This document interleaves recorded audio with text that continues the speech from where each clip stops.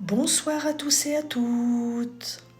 Tu t'es peut-être déjà posé la question, en tant que chrétienne, est-ce que je dois porter le voile quand je prie ou quand je vais à l'église, par exemple?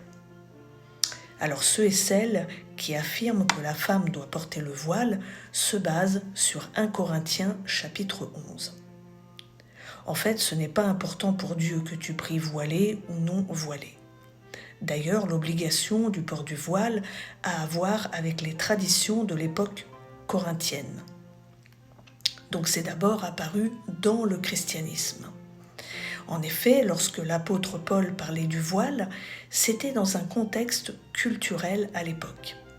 Mais certains se sont servis des dires de l'apôtre Paul pour en faire une doctrine. À l'époque, à Corinthe, il y avait un temple dédié à Aphrodite, qui était la déesse de l'amour. Et il y avait des pratiques liées à la prostitution sacrée. Donc les femmes avaient la tête rasée dans ce temple. C'est d'ailleurs à cela qu'on reconnaissait les prostituées, parce qu'elles avaient la tête rasée. À cette époque, une femme dépouillée de ses cheveux avait perdu sa gloire, à cause de sa conduite notamment. À cette époque, une tête rasée et non voilée envoyait en quelque sorte un message de par ses agissements, un refus de soumission, d'obéissance entre autres.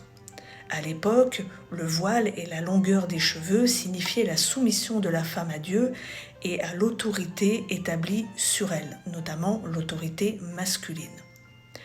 C'était pour se démarquer en fait de la culture païenne et corrompue qui environnait Corinthe à cette époque. Donc les femmes à cette époque se voilaient.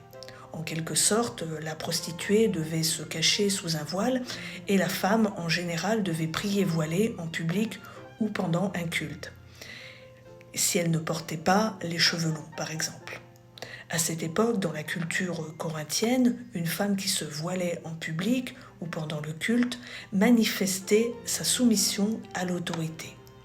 Et une femme qui avait les cheveux courts et qui ne se voilait pas en public ni pendant un culte pouvait être assimilée à l'époque à une femme de basse condition, une rebelle. Alors que certaines de ces femmes voulaient évoluer sans être prises au piège de la culture de cette époque. Mais je voulais ajouter un point par rapport à la soumission de la femme. Il n'est pas dit que la femme doit être soumise à tous les hommes, mais à son mari. D'ailleurs, Éphésiens 5, 22-23 nous dit, en fait, « Femmes, soyez soumises à vos maris comme au Seigneur, car le mari est le chef de la femme, comme Christ est le chef de l'Église, qui est son corps et dont il est le sauveur. » Ici, il est dit que le mari est le chef de sa femme. Par exemple, quand tu vas à l'église, tous les hommes de l'église ne sont pas ton chef, si je peux dire ainsi, mais uniquement ton mari dans le cadre du mariage. Tu ne dois pas être soumise à tous les hommes, mais à ton mari. Après, évidemment, au sein de l'église, il y a la soumission aux autorités, mais ça, tout le monde est concerné, aussi bien les hommes que les femmes. Et donc, pour en revenir au voile, aujourd'hui, nous ne sommes plus sous ce contexte comme à Corinthe.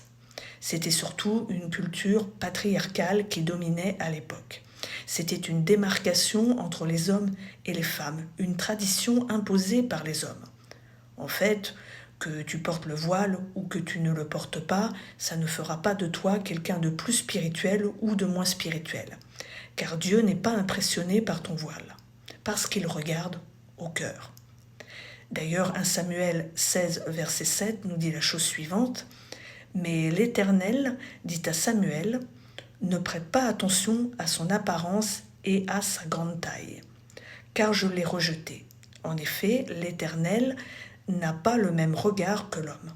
L'homme regarde à ce qui frappe les yeux, mais l'Éternel regarde au cœur. » Ce qui différencie les femmes pieuses, ce n'est pas le voile, mais c'est le fait que ces femmes sont attirées par d'autres valeurs et mœurs que les valeurs légères et mœurs douteuses de ce monde. Mais elles sont attirées par les valeurs du Christ. Voilà. À bientôt!